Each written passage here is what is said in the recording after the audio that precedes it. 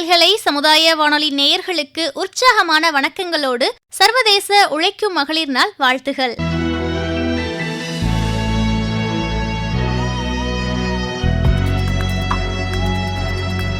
இன்னைக்கு நம்ம வானொலியில இந்த தினத்திற்கான சிறப்பு நேர்காணலை கேட்டு ரசிக்க போறோம். இந்த நேர்காணல்ல நம்ம கூட இணைய போறவங்க யாருன்னா, மாண்புமிகு நீதிபதி டாக்டர் எஸ் விமலா அம்மா அவர்கள். 1983ஆம் ஆண்டு வழக்கறிஞராக பதிவு செய்து சிதம்பரம் மற்றும் கடலூர்ல பயிற்சி பெற்று பின் 2002ஆம் ஆண்டுல சென்னை மகிழா நீதிமன்றத்தோட முதல் நீதிபதி ஆனாங்க. 2005ஆம் ஆண்டு சிறந்த மாநில அரசு அலுவலக விருதை அழகியல் சார்ந்து திருச்சியில் உள்ள சிவிக் எக்ஸ்னோராவிடமிருந்து மாவட்ட நீதிமன்ற வளாகத்தை சுத்தமாகவும் பசுமையாகவும் வைத்திருந்ததற்கான விருதையும் இவங்க பெற்றாங்க. அது மட்டும் இல்லாம 2006ஆம் ஆண்டு இந்தியாவில் ஒரு மாநில நீதித்துறை அகாடமியின் இயக்குனரான முதல் பெண்மணியும் இவங்க தான். ஒரு வழக்கில் வெற்றி பெறுவது வாழ்க்கையில் வெற்றியாகுமா அப்படிங்கிற ஒரு புத்தகத்தையும் எழுதியிருக்காங்க. இது தமிழ்நாடு மாநில மகளிர் ஆணையத்தால வெளியிடப்பட்டிருக்கு. 2010ஆம் ஆண்டு பிப்ரவரி 16ஆம் தேதி சென்னை உயர்நீதிமன்ற முதல் பதிவாளர் ஜெனரலாக பதவியேற்றார். மேலும் பல பதவிகளை முதன்முறையாக வகித்து அந்த பதவிகளுக்கே பெருமை சேர்த்தவர் டாக்டர் நீதிபதி எஸ் விமலா அம்மா அவர்கள். 16 ஆண்டுகள் வழக்கறிஞராக பணியாற்றிய அனுபவம் மற்றும் சுமார் 12 ஆண்டுகளுக்கும் மேலாக மாவட்ட நீதிபதியாக இருந்த அவரது வாழ்க்கை நீதித்துறையில் நீதித்துறை மற்றும் நிர்வாக பக்கங்களில் சமமான நடவடிக்கைகளில் அனுபவத்தால் செழுமைப்படுத்தப்பட்டுள்ளது. 2011ஆம் ஆண்டு டிசம்பர் 20ஆம் தேதியன்று உயர் நீதிமன்ற கூடுதல் நீதிபதியாக நியமிக்கப்பட்டு 2013ஆம் ஆண்டு அக்டோபர் 21ஆம் தேதியன்று நிரந்தர நீதிபதியாக நியமிக்கப்பட்டுள்ளார். சட்ட ஆணையத்தின் உறுப்பினராக பயணிக்கும் இவர் இன்று வரையிலும் தொடர்ந்து மக்களுக்கான நீதியை நோக்கி பயணிக்கிறார். இவரை அறிமுகப்படுத்துவதில் நம் வானொலி மிகவும் பெருமையடைகிறது.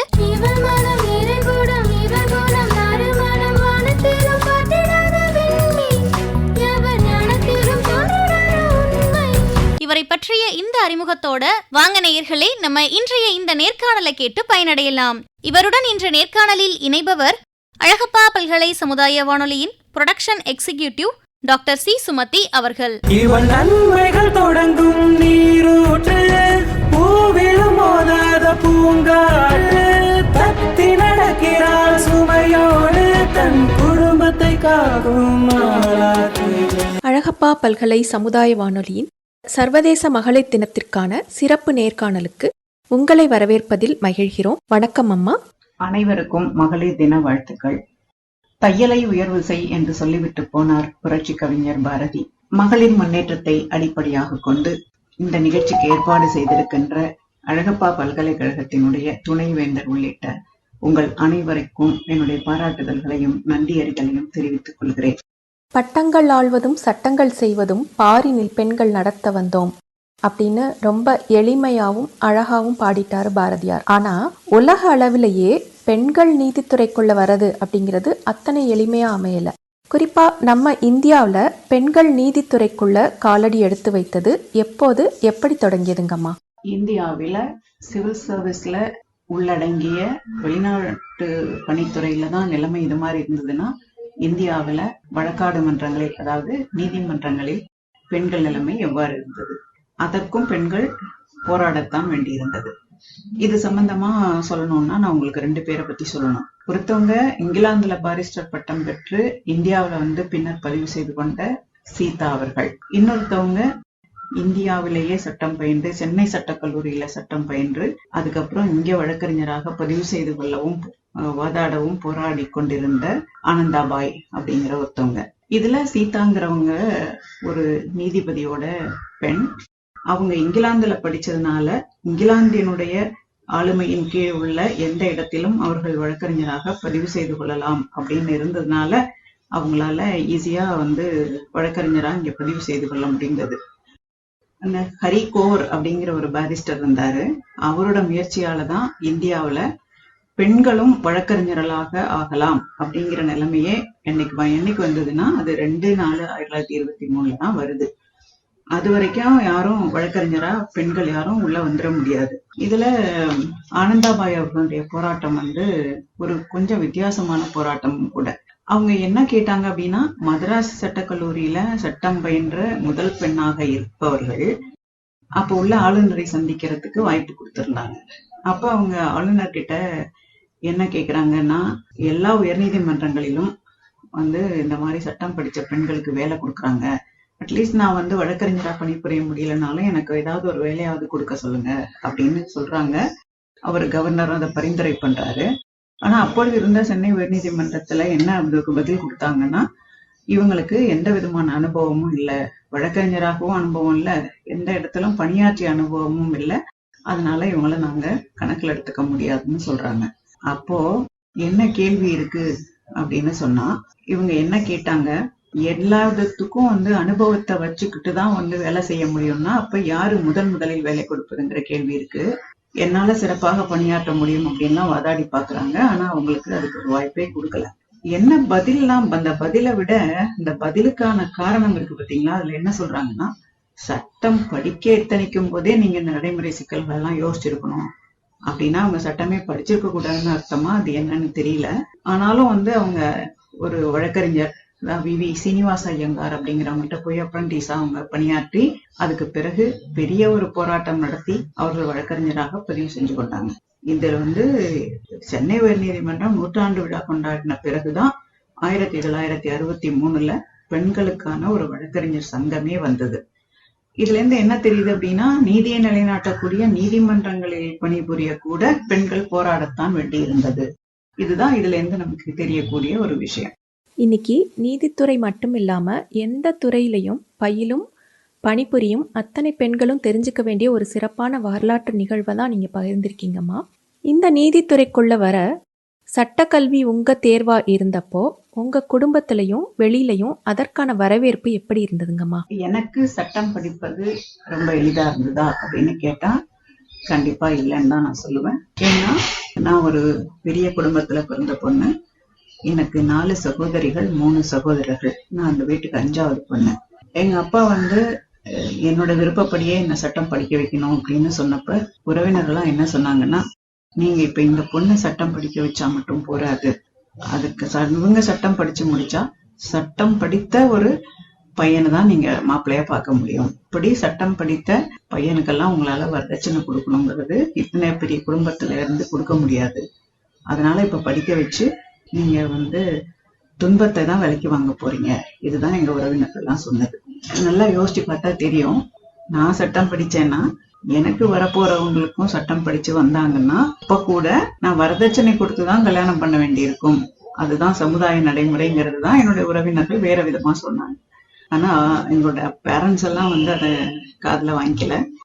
அப்போ இருந்த சூழ்நிலை என்னன்னு கேட்டீங்கன்னா, அப்போ அப்பா இப்ப கிராம நிர்வாக அலுவலர்னு சொல்றாங்க. அந்த மாதிரி அப்ப கிராமத்துல மணியம் அல்லது கணக்கு பிள்ளை அப்படின்னு சொல்லுவாங்க, அந்த வேலையில தான் இருந்தாங்க. அத அரசாங்கம் வந்து அந்த பதவியையே ஒழிச்சுட்டாங்க. அப்போ அரசாங்கத்துக்கு வந்து அங்க அந்த வீட்டுல படிக்கிறவங்க எல்லாம் எப்படி படிப்பாங்க, எப்படி சாப்பிடுவாங்க, அதை பத்தி எல்லாம் எந்த கவலையும் இருந்ததா தெரியல. ஆனா என்னுடைய சகோதர சகோதரிகளை தான் சொல்லணும். அவங்க எல்லாருமே சொல்லிட்டாங்க, நல்லா படிக்கிற பொண்ணு என்ன படிக்கணும்னு ஆசைப்படுறாங்களோ படிக்கட்டும், நாங்க அதுக்காக எந்த சாக்ரிஃபைஸ் வேணாலும் பண்றோம், நாங்கெல்லாம் ஈக்குவாலிட்டி எல்லாம் கிளைம் பண்ண மாட்டோம், அவங்க படிக்கட்டும்னு சொல்லிட்டாங்க. அந்த மாதிரி கடைசி வரைக்கும் எல்லாரும் எல்லா உதவியும் பண்ணதுனாலதான் என்னால சட்டம் படிக்க முடிஞ்சது. ஆணும் பெண்ணும் நிகரென கொள்வதால் அறிவிலோங்கி இவ்வையம் தழைக்குமாம் அப்படின்னு பாலின சமத்துவத்தை பத்தி நம்ம பாரதி அப்பவே பாடி வச்சிருக்காரு. இன்னைக்கு இந்த 2023ஆம் ஆண்டு சர்வதேச மகளிர் தினத்துக்கான கருப்பொருள் கூட digit all innovation and technology for gender equality, அதாவது பாலின சமத்துவத்திற்கான புதுமை மற்றும் தொழில்நுட்பம் அப்படின்னு தான் ஐநா சபையே அறிவிச்சிருக்கு.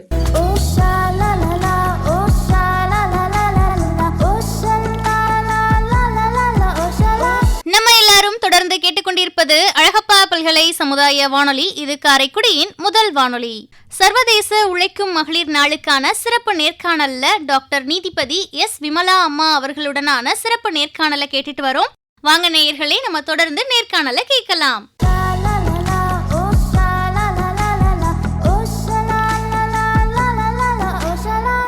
அம்மா, இன்னைக்கு இந்த சமுதாயமும் சட்டமும் பெண்களுக்கான சம வாய்ப்பை கொடுத்துக்கிட்டு இருக்கா?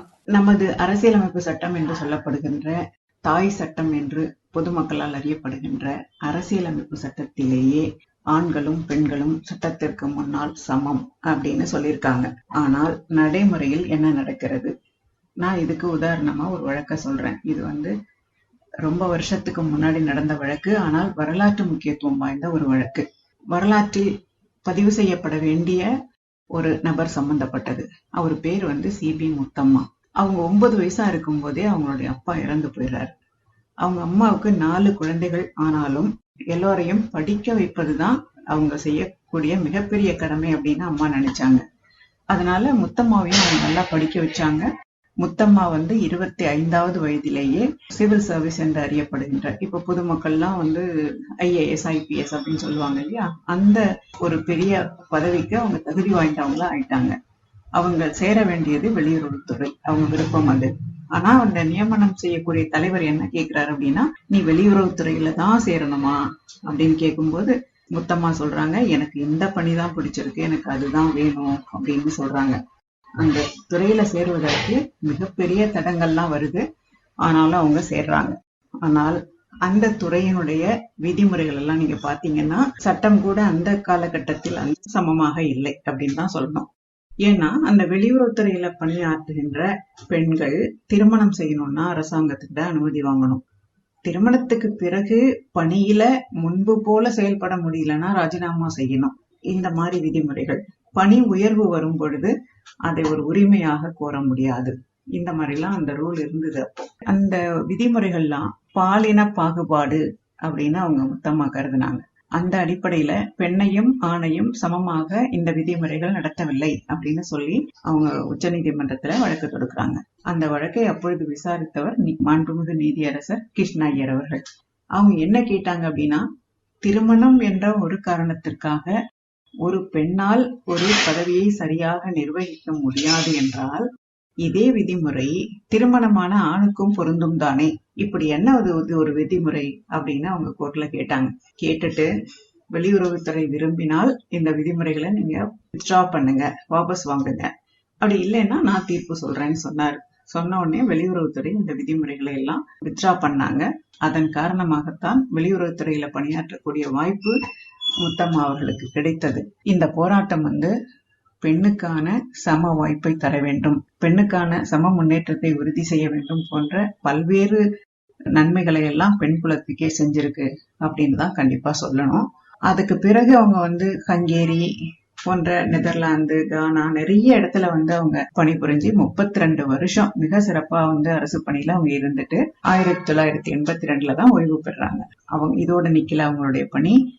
இந்த காலகட்டத்தில் அவர்கள் சம்பாதித்த நிலங்களை எல்லாம், அதாவது 15 ஏக்கர் நிலம், அதுவும் டெல்லியில இருந்தது, அத அன்னை தெரசாவினுடைய ஆதரவற்றோர் இல்லம் கட்டுறதுக்காக அவங்க நன்கொடையாவும் கொடுத்துட்டாங்க.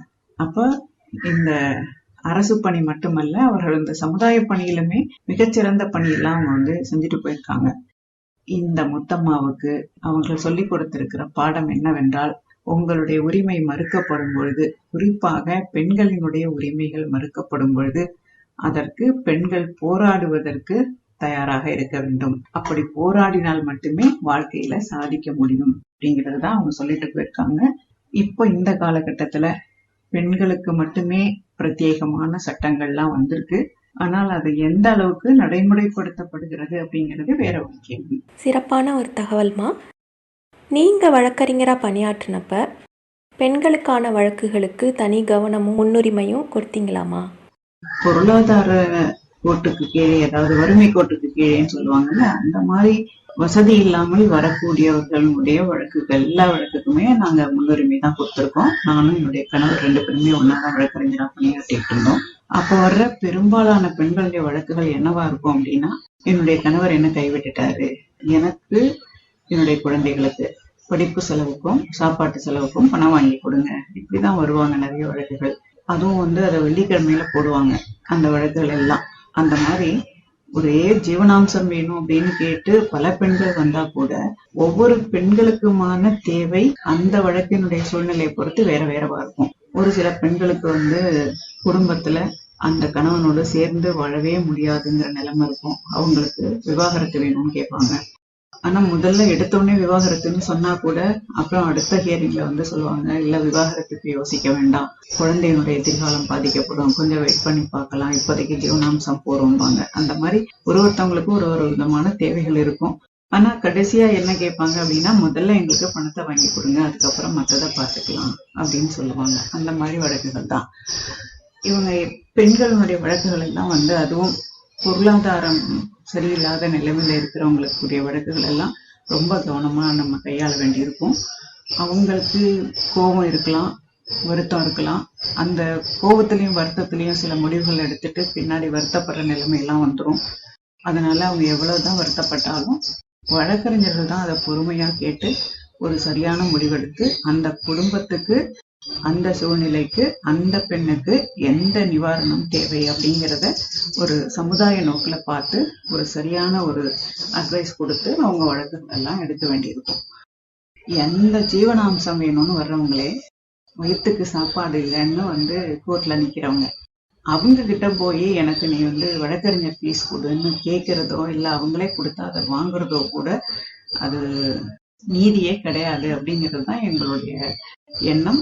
அந்த மாதிரி ஜீவனாம்சம் கேட்டு வர்ற எந்த பெண்ணுகிட்ட இருந்தோம் நாங்க ஒரு நாளும் வழக்கறிஞர் ஃபீஸே வாங்கறது இல்லை. மற்றவங்க மற்ற வழக்குல உள்ளவங்க எல்லாம் ஃபீஸ் எல்லாம் கொடுப்பாங்க. இந்த ஒரு கேட்டகரி பெண்களுடைய வழக்குகள், இன்னும் சிலர் பொருளாதார நிலை சரியில்லை, என்னால கொடுக்க முடியல அப்படின்னு சொன்னாங்கன்னா கூட கொடுத்துதான் ஆகணும் அப்படின்னு எல்லாம் ஒருத்தட்டையும் சொல்றதும் இல்லை, கேட்கறதும் இல்லை. பெண் என்ற பாலின பாகுபாட்டினால பாதிக்கப்பட்டு பொருளாதார ரீதியாகவும் பின்தங்கி இருந்திருக்கக்கூடிய பெண்கள் உங்களை நாடி வரும்போது அவங்களுக்கு ஒரு பெண் வழக்கறிஞராக தார்மீக ஆதரவும் நம்பிக்கையும் கொடுத்ததோடு இல்லாமல் கட்டணம் இல்லாமல் அவங்க வழக்கையெல்லாம் நடத்தி அவங்களுடைய வாழ்க்கைக்கே நீங்கள் ரொம்ப ஆதரவாக இருந்திருக்கீங்க அப்படிங்கிறத கேட்கவே ரொம்ப நெகிழ்ச்சியாக இருக்குது. அவங்க அத்தனை பேர் சார்பாகவும் நன்றியை தெரிவிச்சுக்கிறேம்மா.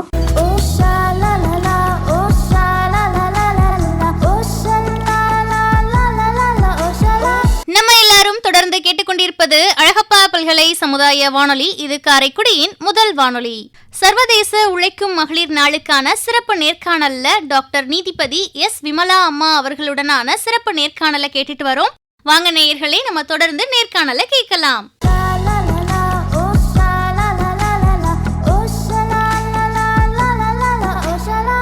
அடுத்ததாக இப்போ ஒரு பெண்ணுக்கு பாதுகாப்பு அவளுடைய குடும்பம்தான் அப்படிங்கிறது தான் ஒரு பொதுவான எண்ணமாக இருக்குது. ஆனால் அந்த குடும்பமே அவள் மீது வன்முறையை செலுத்த முடியும் அப்படிங்கிற விழிப்புணர்வு வர்றதுக்கே ரொம்ப காலமாச்சு இல்லையா? இந்த குடும்ப வன்முறை அப்படிங்கிறத பற்றி கொஞ்சம் சொல்லுங்கம்மா. குடும்பம்ங்கிறது ஒரு சமுதாயத்தினுடைய ஒரு உச்சபட்ச அமைப்பு அப்படின்னு சொல்லுவாங்க. ஏன்னா அங்க அன்பு ஆரம்பமாகும். ஆனா அந்த அன்பு முடியாத இடம் குடும்பம்னு சொல்லுவாங்க. ஆனா அந்த குடும்பத்திலயும் வன்முறை இருக்கு அப்படிங்கிறத சட்டம் அங்கீகரிக்க ரொம்ப வருஷ போராட்டங்கள் நடத்தினாங்க பெண்கள்லாம். 2005 தான் குடும்ப வன்முறையிலிருந்து பெண்களை பாதுகாக்கின்ற சட்டம் அப்படின்னு ஒரு சட்டம் வந்தது. அந்த சட்டத்துல குடும்ப வன்முறை அப்படிங்கிறது உடல் ரீதியாக ஒரு பெண்ணை மோசமாக நடத்தினாலோ அல்லது வாய் வார்த்தை வழியாகவோ அல்லது உணர்ச்சியை பாதிக்கிற வகையிலையோ நடத்தினாலோ, பாலியல் ரீதியாக மோசமாக நடத்தினாலோ அல்லது பொருளாதார ரீதியாக மோசமாக நடத்தினாலோ, இது எல்லாத்தையும் குடும்ப வன்முறை அப்படின்னு அந்த சட்டத்துல சொல்லியிருக்காங்க. நிச்சயமா இந்த தகவல்கள் குடும்ப வன்முறையினால பாதிக்கப்பட்ட பெண்களுக்கு பயனுள்ளதா இருக்கும். இப்போ இந்த மாதிரி குடும்ப வன்முறையில பாதிக்கப்பட்ட பெண்கள் சட்டப்படியா என்ன மாதிரியான நிவாரணங்களை, உதவிகளை பெற முடியுங்கம்மா? ரொம்ப முக்கியமான சிறப்பு என்னன்னா, பாதிக்கப்பட்டவர் தான் வழக்கு தொடுக்க முடியுங்கிற ஒரு விதிமுறை இருந்தது. ஆனா இன்னைக்கு பாதிக்கப்பட்ட பெண் பாதிக்கப்பட்ட சூழ்நிலையில் எப்படி நீதிமன்றத்துக்கு போக முடியுங்கிற மிகப்பெரிய கேள்வி இருக்கு. அதுக்கு பதிலா இந்த சட்டம் என்ன சொல்லியிருக்கு அப்படின்னா, ஒரு குடும்பத்துல குடும்ப வன்முறை நடந்து கொண்டிருக்கிறது, நடக்கலாம் அல்லது நடக்கக்கூடும். இதுல எந்த சூழ்நிலையா இருந்தாலும் பாதிக்கப்பட்ட பெண்ணின் சார்பாக வேறு யார் வேண்டுமானாலும் சென்று புகார் கொடுக்கலாம் அப்படின்னு சொல்லியிருக்காங்க. அந்த புகாரை காவல் நிலையத்தில் தான் கொடுக்கணுங்கிற கட்டாயம் இல்லை. காவல் நிலையத்துக்கு குடும்ப வழக்குகள் போகும் பொழுது அதை சரியான முறையில கையாளலைன்னா அந்த பெண்ணுக்கு பாதிப்பு ஏற்பட நிறைய வாய்ப்பு இருக்கு. அதனால இதுல என்ன சொல்லியிருக்காங்கன்னா, ஒரு சமூக நல அலுவலரிடமோ காவல் நிலையத்திலோ அல்லது நீதித்துறை குற்றவியல் நடுவர்கிட்டயோ புகார் அளிக்கலாம் அப்படின்னு சொல்லியிருக்காங்க. இதுல அந்த பாதிக்கப்பட்ட பெண்ணுக்கு என்ன தேவைகள் இருக்கோ அதை முக்கியமா கருத்துல எடுத்துக்கிட்டு இருக்காங்க. முதல் தேவை அவங்களுக்கு உறைவிடமா இருக்கும். பாதுகாப்பா தங்கறதுக்குரிய ஒரு இடம் தேவை இருக்கும் அவங்களுக்கு. அதனால அடுத்து தொடர்ந்து அந்த இடத்துல இருந்து அவங்களுக்கு வன்முறை ஏற்படாம இருக்கணும் அப்படின்னா அவங்களுக்கு ஒரு சரியான ஒரு உறைவிடத்துக்கு மாற்று ஏற்பாடு அவங்க செஞ்சு தருவாங்க.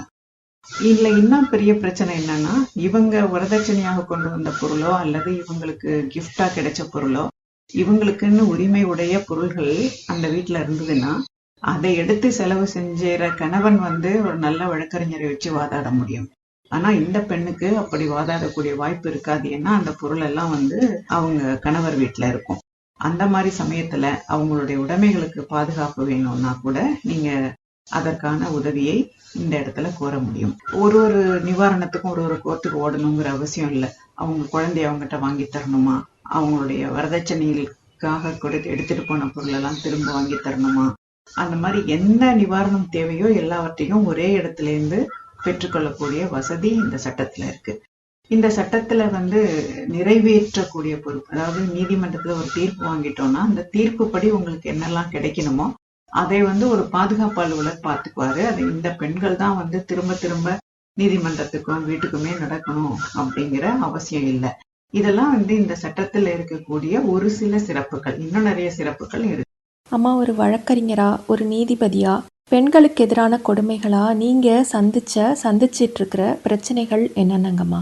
இந்த கேள்விக்கு எப்படி பதில் சொல்றது, என்ன பதில் சொல்றதுன்னு தெரியல. ஏன்னா எவ்வளவு வேணா சொல்லிட்டே போகலாம். பிறப்புரிமை இருக்கிறது, ஆனால் பிறக்கும் உரிமை இல்லை. இது எதை காட்டுது அப்படின்னா, சட்ட ரீதியா வாழ்வுரிமை அரசியல் அமைப்பு சட்டம் கொடுத்துள்ள அடிப்படை உரிமை, ரைட் டு லைஃப் அப்படின்னு சொல்லுவாங்க. ஆனா இன்னைக்கு பெண் சிசுவிற்கு வாழ்வுரிமை இருக்கிறதா அப்படின்னா இல்ல. பிறந்த உடனேயே பெண் குழந்தை என்ற ஒரே காரணத்திற்காக அந்த குழந்தையை கொல்லும் கொடுமை என்றும் நடைபெற்று கொண்டிருக்கிறது.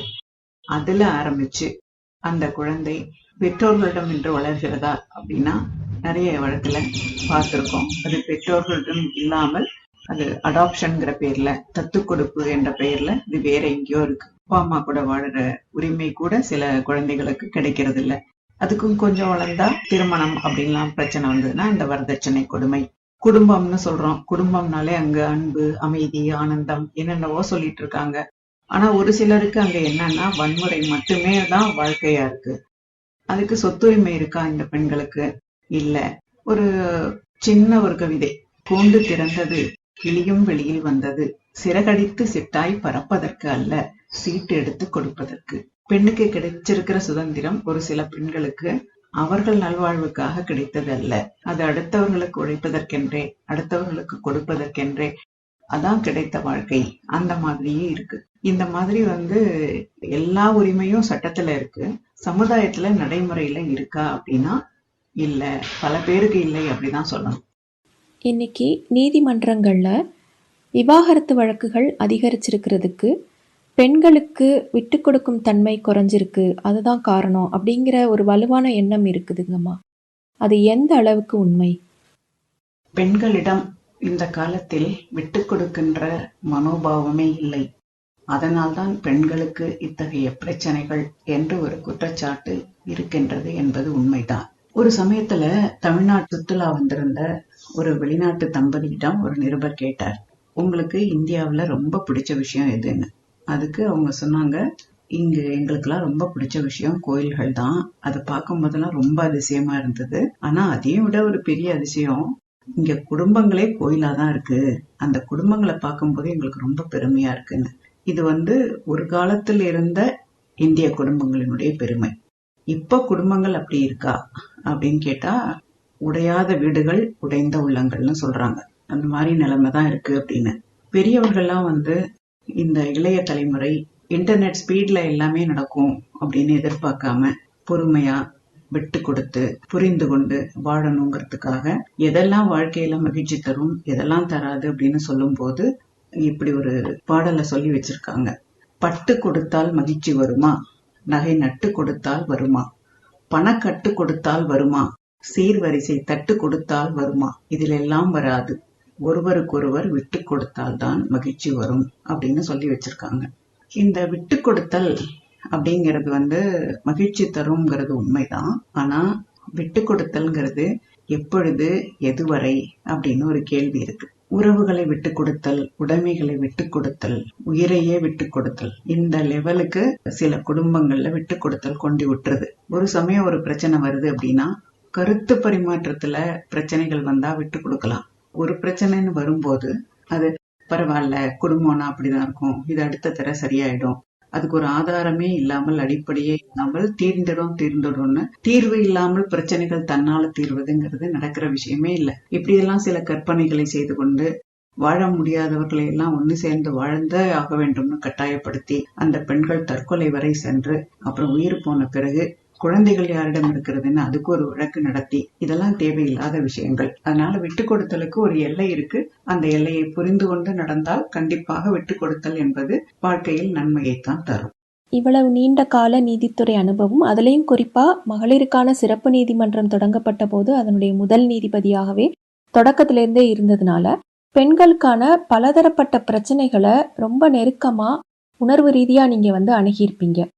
அதன் அடிப்படையில பார்க்கும்போது பெண்களுக்கு ஏற்படக்கூடிய பிரச்சனைகளுக்கு காரணங்கள் என்னென்ன, அதற்கான தீர்வுகளா நீங்க நினைக்கிறது என்னங்கம்மா? என்ன கேட்டா நான் சொல்லுவேன், அவங்களுக்கு அவர்களுடைய பலம் என்ன, திறமை என்ன அப்படிங்கறது அவங்களுக்கே இன்னும் ரியலைஸ் பண்ணல, புரிஞ்சுக்கல அவங்க. அப்படிதான் நான் யோசிக்கிறேன். ஒரு பெண்ணினுடைய பெருமையும் எப்படி சொல்லுவாங்க அப்படின்னா, நான் கடவுள்கிட்ட எனக்கு குழந்தை வேணும்னு கேட்டேன், எனக்கு அவர் ஆண் குழந்தைய கொடுத்தாரு. கடவுளே எனக்கு குழந்தையா பிறக்கணும்னு கேட்டேன், அவரு பெண் குழந்தைய கொடுத்தாரு அப்படின்னு சொல்லுவாங்க. அதுதான் ஒரு பெண்ணினுடைய பெருமை. பெண்ணிடம் நீங்கள் பூக்களை கொடுங்கள், அவள் மாலையாக்கி காட்டுவாள். விதைகளை கொடுங்கள், அவள் காட்டை உருவாக்கி காட்டுவாள். உணவுப் பொருள்களை கொடுங்கள், அவள் விருந்து படைத்து காட்டுவாள். விந்தணுவை கொடுங்கள், அவள் குழந்தையை கூட படைத்து காட்டுவாள். மனிதனை கொடுங்கள், அவள் குடும்பமாக்கி காட்டுவாள் அப்படின்னு சொல்லுவாங்க. இப்படியெல்லாம் ஒரு சிறந்த பெருமையும் சிறந்த தகுதி திறமை இருக்கிறவங்க எல்லாம் ஏன் அந்த திறமைய உணர்ந்துக்க முடியல, ஏன் உணர்ந்துக்க மாட்டேங்கிறாங்க அப்படின்னா, அவங்களுக்கு அப்படி ஒரு திறமை இருக்கிறதா அவங்களுக்கு நம்ம யாருமே சொல்லி கொடுக்கல. நம்முடைய சமுதாயத்துல உள்ள முன்னோர்களும் சொல்லி கொடுக்கல. அவங்க பெண்களால் முடியும். இந்த பெண்களினுடைய சாதனைகள் எல்லாம் வரலாறாவே இல்லை. வரலாறுகள் சிறந்த பெண்மணிகளுடைய வரலாறுகள்லாம் இருக்க வேண்டிய இடத்துல இருக்கானா இல்ல. நம்ம எதா இருந்தாலும் தேடி தேடிதான் எத்தகைய பெண்கள் எத்தகைய சாதனை செய்தார்கள் என்பதெல்லாம் நம்ம தேட வேண்டி இருக்கு. அவங்களுடைய திறமை அவர்களுக்கு தெரியவில்லை, அதான் சொல்லணும். ஒரு கோயிலுக்கு ஒரு தாத்தா தன்னுடைய பேரனை கூப்பிட்டு போறார். இந்த நாட்டை பத்தி சொல்லும் போது இந்தியாவை பத்தி என்ன நினைக்கிறீங்க அப்படின்னு கேட்டப்போ, இங்க ஒரு டூரிஸ்ட் ஒருத்தன் சொன்னானா, அது யானைகள் பிச்சை எடுக்கின்ற நாடு அப்படின்னு சொன்னானா. ஆனா இது எவ்வளவு பெரிய ஒரு உண்மை இருக்குங்கிறதையும் நம்ம உணர்ந்து பார்க்கணும். யானையோட பலம் என்ன, அந்த யானை ஒரு சின்ன வாழைப்பழத்துக்கும் 1 ரூபாய் காசுக்கும் போறவங்க வர்றவங்கள்ட்ட எல்லாம் தும்பிக்கையை நீட்டி நீட்டி கேட்டுக்கிட்டு ஒரே இடத்துல அடைஞ்சு கிடக்கு அப்படின்னா ஏன் அது கிடக்கு? அதனுடைய பலம், அதுக்கு ஒரே பலம் இல்லையா அப்படின்னு எல்லாம் யோசிச்சு பார்த்தோம் அப்படின்னா, அந்த யானைகள் மாதிரி தான் ஒரு வேளை இந்த பெண்களும் அவங்களுடைய திறமைகளை பற்றி தெரிந்து கொள்ளாமல் இருக்கிறார்களோ அப்படின்னு தான் யோசிக்க தோணுது. மானுட இனத்தினுடைய வரலாறு ஒரு பெண்ணிலிருந்துதான் தொடங்குகின்றது. பெண் வரலாறு படைத்தவள், படைத்து கொண்டிருப்பவள், இன்னும் படைக்க போகிறவள் தான். ஆனால் ஒரு சில பெண்களின் நிலைமை இன்றும் இன்னும் எவ்வாறு இருக்கிறது என்பதை ஒரு அறிஞர் இப்படி சொல்லுகிறார். பெண்கள் வௌவால்கள் ஆந்தைகளைப் போல வாழ்கிறார்கள், விலங்குகளைப் போல உழைக்கிறார்கள், புழுக்களைப் போல இறக்கிறார்கள். இந்த நிலைமை மாற வேண்டுமானால் பெண்கள் என்ன செய்ய வேண்டும்? பெண்கள் தன்னிறைவு பெற வேண்டும், தன்னம்பிக்கை பெற வேண்டும். இது 2 இருந்தா போதும். தன்னிறைவுன்னு சொல்லும் போது தன்னைத்தானே பாதுகாத்து கொள்ளக்கூடிய உடல் வலிமை, மன வலிமை ஆகியவற்றை இவங்க கட்டாயம் பெற வேண்டும். அறிவு சுதந்திரமும் பெற வேண்டும். அறிவு சுதந்திரம்னு சொல்லும் போது நடைமுறை உலகம் எவ்வாறு இருக்கிறதுங்கிறத பெண்கள் புரிஞ்சுக்கணும். பொருளாதார சுதந்திரம் அடையணும்னா அவங்களுக்கு கல்வி கட்டாயமாக வேண்டும். எந்த காரணத்திற்காகவும் பெண் கல்வி அதுக்கு தடையே வந்துடக்கூடாது. அதை பெண்கள் பாதுகாத்து கொள்ள வேண்டும்.